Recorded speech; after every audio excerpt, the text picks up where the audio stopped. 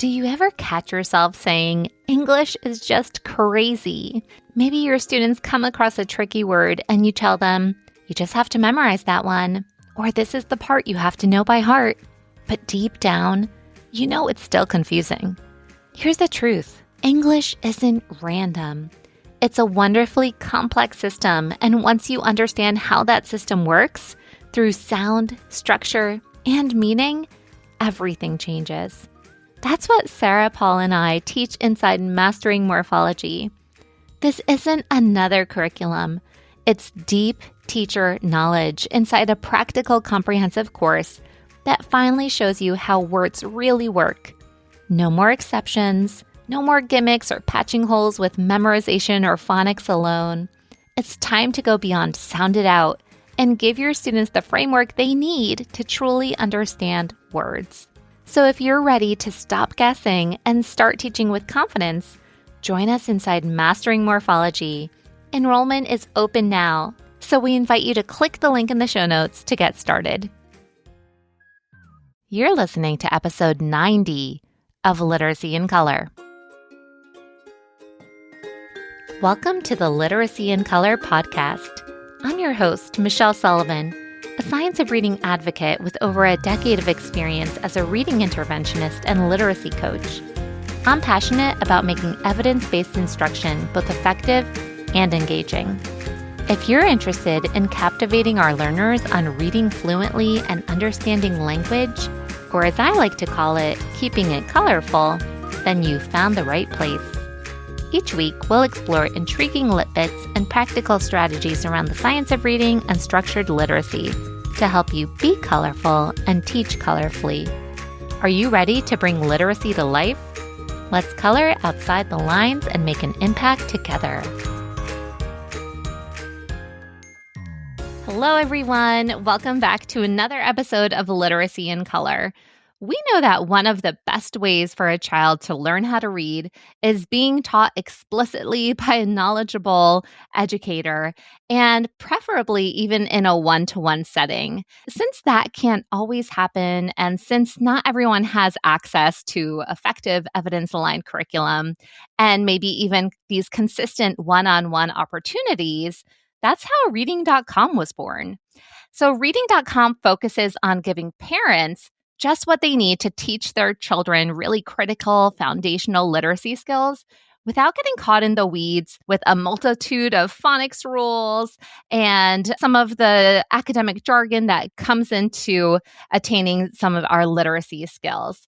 So the app really complements classroom learning and can make a really excellent teaching partner out of parents. And today, I have the pleasure of welcoming Stephanie Barber, who's Reading.com's learning product manager, as well as Molly Sullivan, my name twin, their curriculum manager. So welcome to the show. I'm so excited to have you here today. Thanks for having us. Yeah, we're excited. Of course. Would you like to start by giving a brief background into what you do around Reading.com, perhaps what your role entails, and how you even ended up at Reading.com? I came into Reading.com as the curriculum director, and then once we launched the program, I moved into a product management role. And it's been great. I always say that it was my baby before I had a real human baby. So it's very important to me. Love the product. And it's been really amazing to watch it grow and see the positive impact that it has on so many kids and families.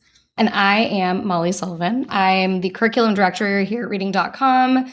I actually started as a teacher. I taught kindergarten for 11 years. So I have that fun insider knowledge of teaching kids how to read, which is magical. It's amazing. I also worked on our schools developing our coding curriculum after I got my master's in ed tech. So I kind of always knew I was going to transition over to the product side eventually. And lucky for me, I was friends with Steph. I got to see her awesome work environment and what she was doing. And after my daughter was born, with a little light nudging, I decided to make the jump over to the product sides. And I haven't looked back. It's been great. So I've been with Reading.com for the last 5 years, almost exactly, working in curriculum development. I help write the books for Reading.com, develop the lessons, and then I also work on our other product, typing.com. So writing curriculum for them too.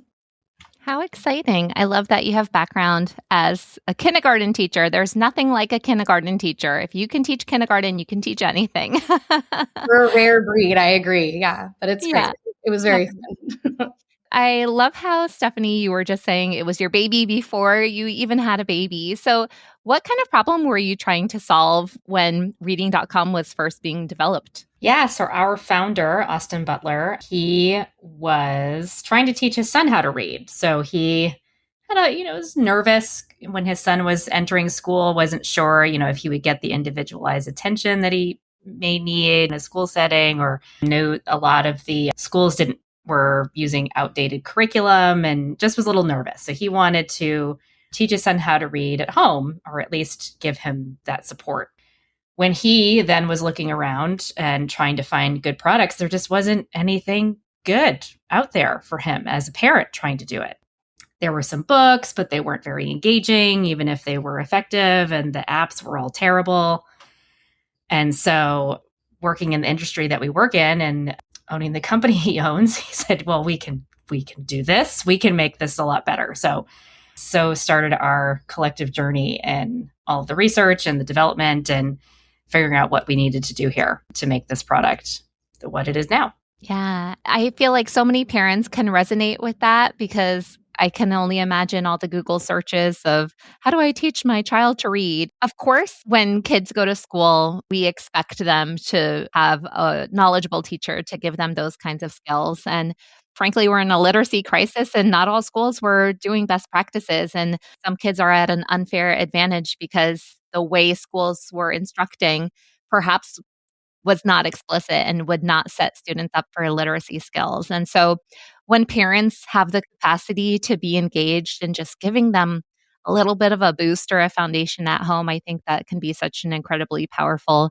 experience when that can happen. And when you have the right kind of tools, it really helps mediate that so they can start with a little bit of substance and hit the ground running in school.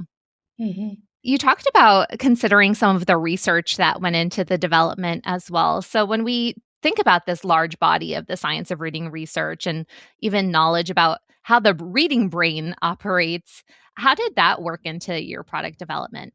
Yeah, I think what we really focused on, what we latched onto, was direct, explicit, systematic phonics instruction. So having that be our North Star and thinking about what that would look like in an interactive setting and an app, taking advantage of that, you're not in a book, you're not in a classroom, you're one-on-one with an app. So what can you do to make those lessons really interactive and support both the learner as the child and the parent who is probably an unskilled educator? So what can we do for them? So it was about scripting the lesson so that they know exactly what to say, how to say it, and how to provide good feedback as a human versus, there's so many apps now that are leaning into speech recognition and AI, and those have their place and they can be useful in some ways, but we know that so many of the speech recognition engines don't do well with early voices, with child voices, and might not get some of the nuances of the feedback that needs to be given. But a parent will know their child very well. They'll know their accent. They'll know their maybe a speech impediment. They'll know all of that, and they'll be able to adjust accordingly. So we provide them with all of that scripted knowledge to be able to confidently go in and teach their child themselves. And then using best practices in not only literacy learning, but also using apps with young children. So one of the things that makes us so unique is that we are not an app that you hand off to your child. You do the lessons with your child, because we know from all kinds of research that children learn so much better. I think there's a stat somewhere, it's 19 times more when they are using an app with an adult, a caring adult that provides them understanding and context and helping them focus and do it with them. So that is how we designed our lessons to be co-play, giving them that direct instruction, taking advantage of the interactive technology, and all of that was really important to us. And then other things like making sure our activities really support good habits and avoid bad habits. So for example, one of our favorite things about our app is how our interactive books hide the images from the kids until they actually read the page. So then they get to like scratch off, they get to kind of swipe off and reveal the image. So this avoids cueing, for example. So they can't just look at the page and guess what the words are. They have to read. And we also incorporate all kind of spiraled review for long-term memory, all those types of things. So it's a very purposeful and thoughtful step-by-step curriculum. Sounds like it. And it's nice to know that you have Molly's expertise as a classroom teacher too, to influence some of that scripting so that parents know what to say, because that's half the battle. And I love hearing all of the intentionality behind having that direct, explicit instruction, seeing this as a co-playing experience, not tapping into MSV 3Qing, guessing based on a picture, but having the words be your first clue. All of that is so important. And I appreciate that you took all of that into consideration and in your development. And in this generation, the rise of technology, and you mentioned AI as well, can make people fearful, and there can be a big stigma around screen time. And frankly, we all have young children here. We were just chatting. Our children are all fairly similar in age.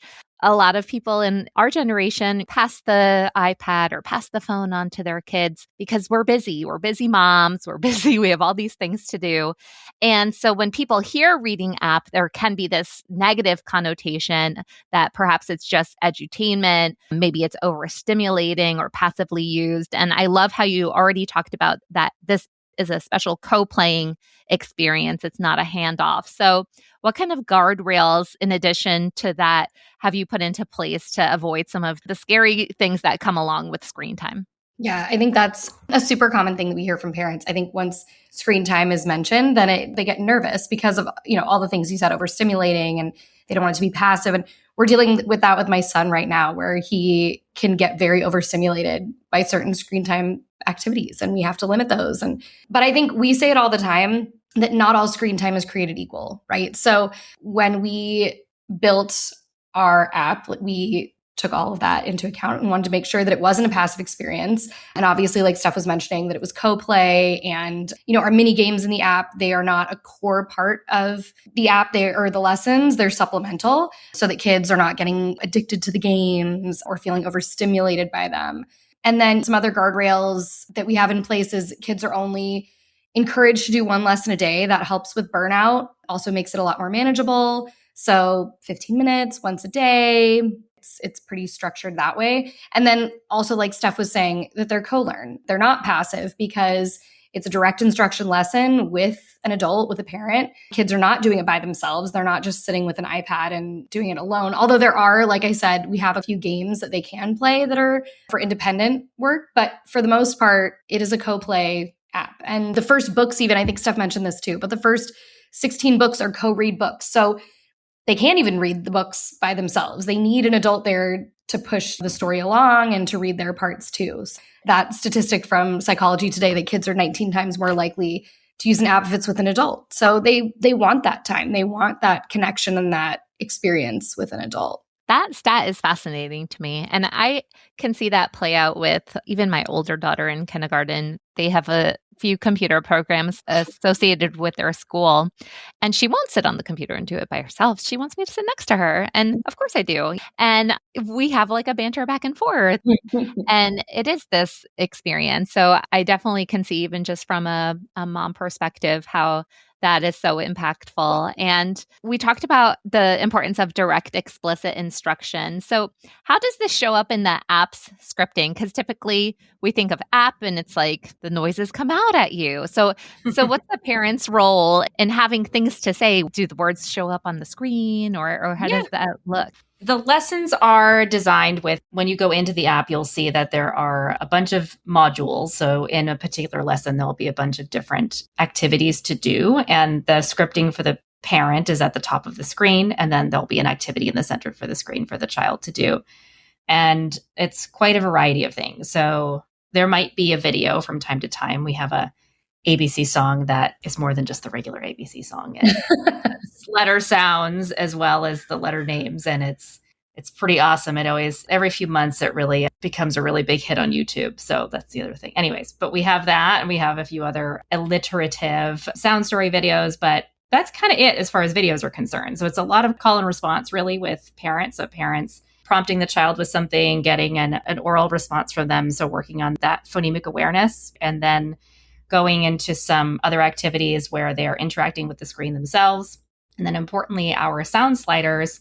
So that's another feature that really distinguishes us as a product. So we have these interactive sound sliders where a child can put their finger on the word and slide under it and see each letter or grapheme highlighted as they're going along to sound out the word. But the system does not sound it out for them, because it was very important for us that they're not just listening to the system read the word to them, because that's not reading.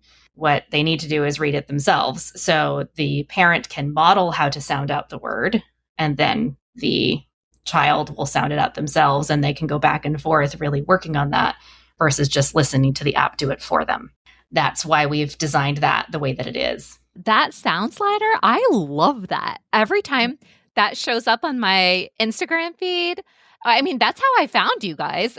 I saw that sound slider. I was like, what is this app? This is very, very cool. And essentially, when you see the students being able to glide their finger across to blend, it's like a multisensory experience as well. It's been super powerful too for my daughter, who now she's 5.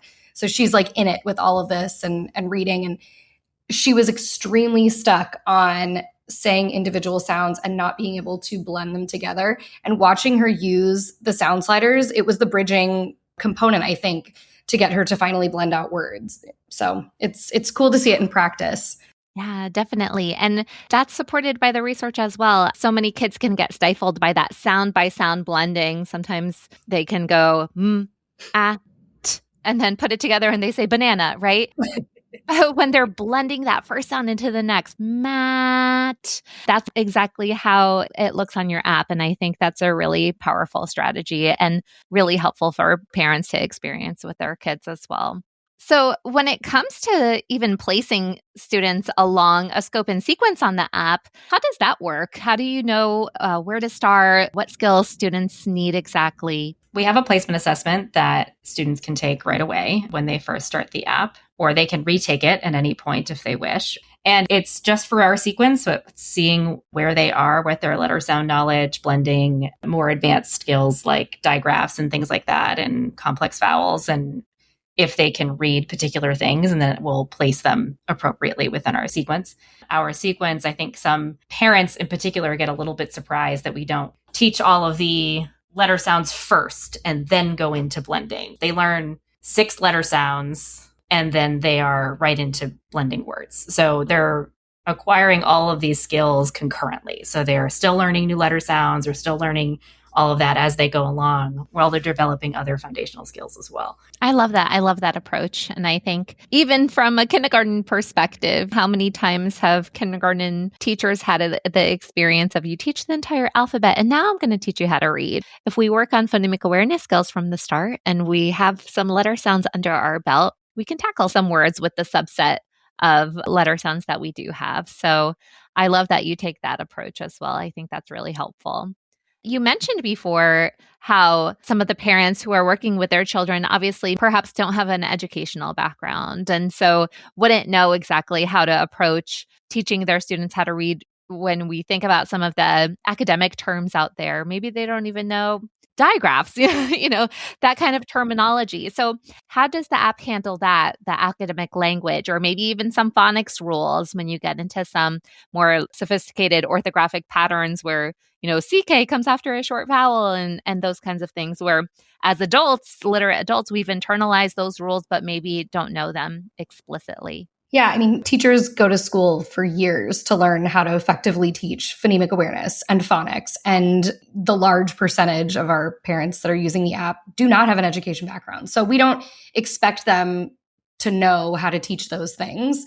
So that's why the lessons are fully scripted, so that the parents don't have to guess. They don't need any sort of special training. We use orthographic symbols so the kids can recognize things like long vowel sounds, digraphs, silent letters, things like that, so that it just makes it as easy as possible for parents. Because They want to teach their kids to read. They don't want to spend a ton of time learning a whole system. So we do that for them. I was going to mention too, we have a handful of, we call them grown-up lessons. So we have these very quick, like a couple of slides really for when there's a major concept being introduced, like digraphs or silent E or something that's a really big one. We will just introduce that to the parent first really quickly, just to let them know what's coming up and what to expect and how to teach it.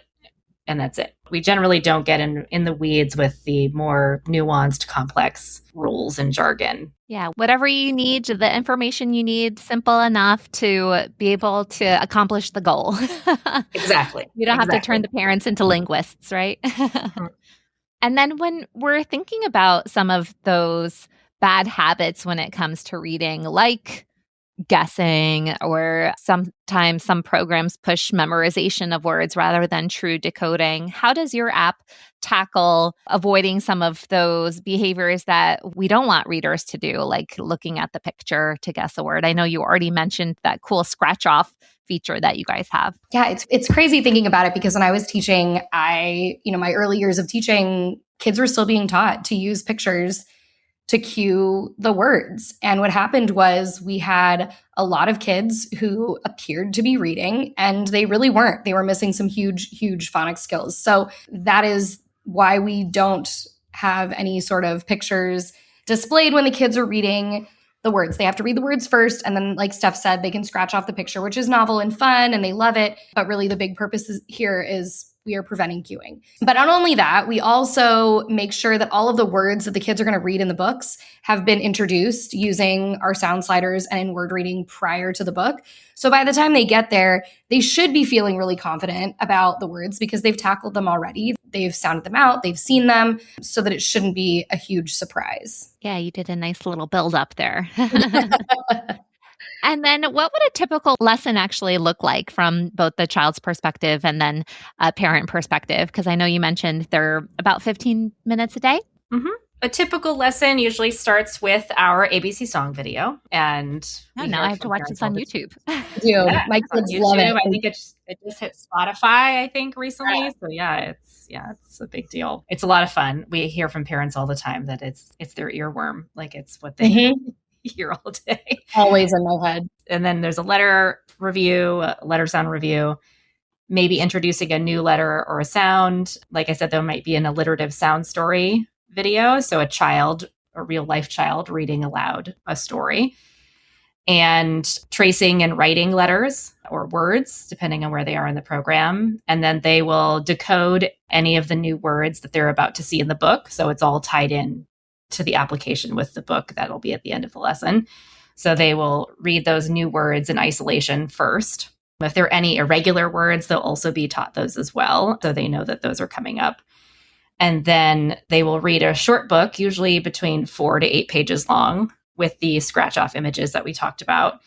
And then there will be some reading comprehension questions. And we have a few different types of reading comprehension questions. Some are just open-ended, and then we have some more interactive ones as well.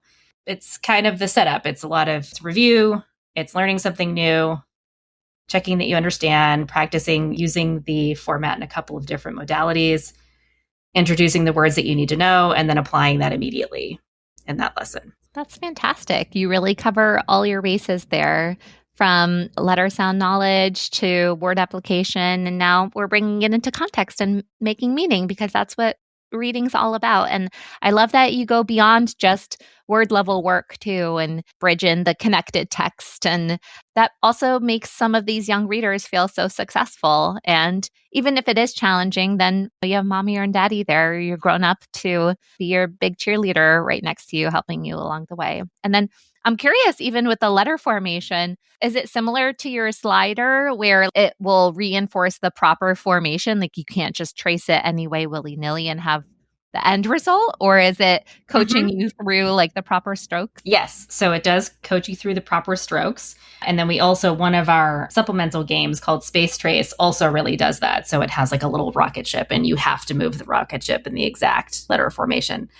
So yeah, that was important for us. They couldn't just kind of go willy-nilly. I love that. I am like the biggest handwriting advocate. And whenever I see kids making their letters backwards or just drawing them in some sort of way. It makes me cringe, because when we can teach that proper letter formation from the start, that's such an important foundational skill that's going to carry them through the rest of their journeys. And there's so much research about handwriting automaticity and how that supports the reading brain, and then supports later writing and composition. If they can't make their letters properly, then we need to reinforce that. And sometimes that's really hard work for a classroom teacher.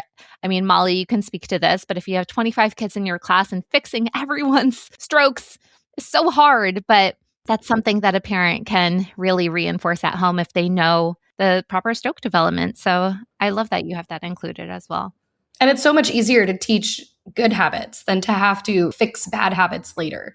So if you can lay the foundation the right way, then it just makes it easier moving forward. Yeah, we don't want to unteach. Yeah, no. Exactly. And so you mentioned there's some supplemental materials as well, maybe even some printable materials and physical books. Tell me more about that. Yeah, so we have 4 digital games in the app. And those reinforce foundational skills. So Hungry Cloud, Space Trace, Party Time, and Word Pinata. So it's a lot of letter sound knowledge, some beginning sounds, vocabulary, some early spelling. We do beginning, middle, and ending sounds and decoding speed, all those with those games. So that is for the times where you do want to hand off the iPad to your child for a few minutes and you can know that these are okay. The material that unlocks in these games is directly tied to where they are in the lesson sequence. So they're getting targeted review based on where they are in all of those games. Then we also have 5 printable games, and those also have expansion packs based on where they are in the lesson sequence. So the child will unlock new printables as they go along that you can print out at home. Parent can print out at home. Teachers sign up on our teacher portal for free. They will get access to all of those printables right away. So that's something you can use in your classroom. They're fun. We have my personal favorite is Siren Song. It's about rhyming and beginning sounds. It's a pretty purely phonemic awareness game. We have a bingo game. We have a word building game. We have coloring pages. We have a memory game, all of those. And then we also are very proud to announce we just, maybe this week, we'll be announcing that have our printed versions of our books are now available on Amazon for purchase. Amazing. So the books that are in the app now, we have 67 books in the app, and you could buy them now in physical version to use them for offline practice. So very excited about that. Oh, that's so cool. Congratulations on that. What a milestone. Thank you. It's nice to, even if they have their first encounter on the app and then they can reread with a real book in their hands, and what a cool extension that is. I love how you offer all of those printable resources as well, because I know even from the parent perspective, sometimes you're just looking for stuff. What can I get? You go to the dollar store, you're looking in the dollar spot for flashcards or games or all these different things. But when they're targeted to the exact skill level that your kid is at, that's even better. So it's nice that you have all of those other options as well. And then when you think about some of the influence that you've had on families, I know, Stephanie, you alluded to this in the very beginning, how special it is to know that the work that you're doing in ed tech is making an impact all over. What's some of the things that you've noticed about caregiver feedback and maybe some of their confidence in being able to do this work alongside their children? I get emails every day from people who are just so excited that their child finished the program, and they're testing and they're just doing so well at school, and it was so magical for them to go through this program and watch their child grow, and they could actually see the growth every day because they were doing it with them, and how special it was to, curl up on the couch together and do this as quality time, and how they felt like they knew what they were doing. They went in being like, I have no idea what I'm going to do. I have no idea how I'm going to teach this. And then started using the app and realized that they were okay, and they had and they could just do it. And they're just so excited and thrilled when they can see. I love when people write in, they're like, my kid can now, read all the street signs, and they can tell me, or somebody emailed me the other day that she used to be able to white lie to her child that, oh, this store is closed, or, oh, they ran out of this thing. And the child now is like, no, it's open, or no, they got this thing back in stock. So entering a new stage of parenthood is very fun for a lot of people. Yeah, definitely. I remember those those experiences as well. But how special. I mean, hats off to you guys, because just being a teacher, how incredibly powerful that is to know the influence that you're having. And when something has an even bigger reach and even a global reach, it makes you feel good to know that the work that you're doing matters. And this app is an incredible app. And I'm excited to have had you guys on the show. You also mentioned that sometimes teachers can tap into this app as well. So even though it was originally designed for that parent-child experience, how can it perhaps be used in a school setting? So there's so many ways it can be used in a school setting. Like you said, obviously it was designed to be used with a parent and a child. So in a small setting is best. So it could be used in small groups. If a teacher is doing centers and they're working with 1 or 2 kids or 3, they could use it in a small group, especially if those kids are, maybe they're working on a similar skill. It would be perfect for that. It's a good intervention tool. We've definitely heard from a lot of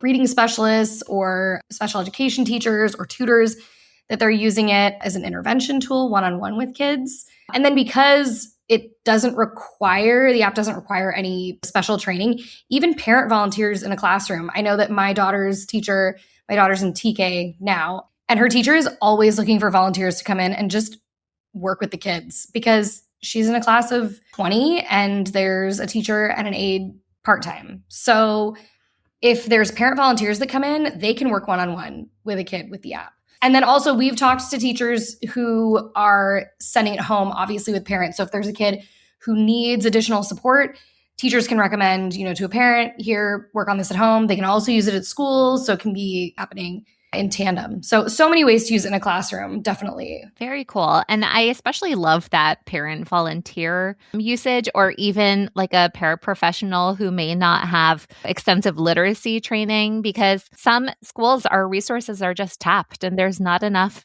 people, there's not enough manpower to be able to address the wide gaps that we sometimes see in our classrooms. But if sometimes even a paraprofessional or someone who might not have the literacy background, if they can be walked through something that's really seamless and still effective, I think that can be a really powerful approach too. Mm-hmm. Yeah, we hear that a lot. We've also heard there's a lot of after-school programs that have started using us, and nonprofits that are doing literacy work. It works in those types of settings too. Yeah. And then for schools in particular, do you guys offer, is it like a school licensing? How would that work? It's a per student license model. So either a district admin or a school admin or an individual teacher can go in and create a profile in our teacher portal and then purchase licenses at their level. And those will be distributed to each child, each student. So maybe if a school administrator might purchase a bunch of licenses, and then they would get distributed to each individual teacher's classroom that has, X amount of students in it. And then we have discounts for 30 or more students. So volume pricing. Yeah, nice. And then if a parent wants to get started and pick up this app for at-home use, what's the first steps? Yeah, they can find the app, look up reading.com on any of the app stores and go from there, or you can go to our website and start there as well and sign up. And then on the app, we have a 7-day free trial right now running, and you can see how it goes for those first few lessons and take the placement assessment, make sure your child's starting at the right spot and all of that. Awesome. And see what those 15 minutes a day for 7 days can get you, right? Exactly. How exciting. How exciting. Well, thank you so much for joining me today. I loved hearing more about reading.com. I always see glimpses about it on social media and I'm so intrigued. I'm going to have to take up this 7-day for myself, for my own kids. And I am so grateful for your time and for your contributions to the field as well. And then if listeners have any questions about the app, where can they connect with you further? Sure. They can contact me directly if you want. I'm at Stephanie.m, my maiden name, Stephanie.m@teaching.com. And you can also see us on our Instagram, which is @_readingcom. And you can go to our website and see more information there as well. Perfect. And I'll be sure to link all of that in the show notes. So thanks again for coming on the show today. Thank you. Thank you so much for tuning into Literacy in Color. I hope today's episode left you feeling both inspired and equipped with something new to add to your teaching toolkit. If you're enjoying this podcast, it would truly mean so much to me if you'd leave a 5-star review. It helps other educators find the show and join our colorful community. And don't forget to hit the follow or subscribe button so you never miss an episode. For more tips, tools, and resources, be sure to check out the links in the show notes at michelleandthecolorfulclassroom.com. Thanks again for listening, and I'll catch you next week. Until then, be colorful and teach colorfully.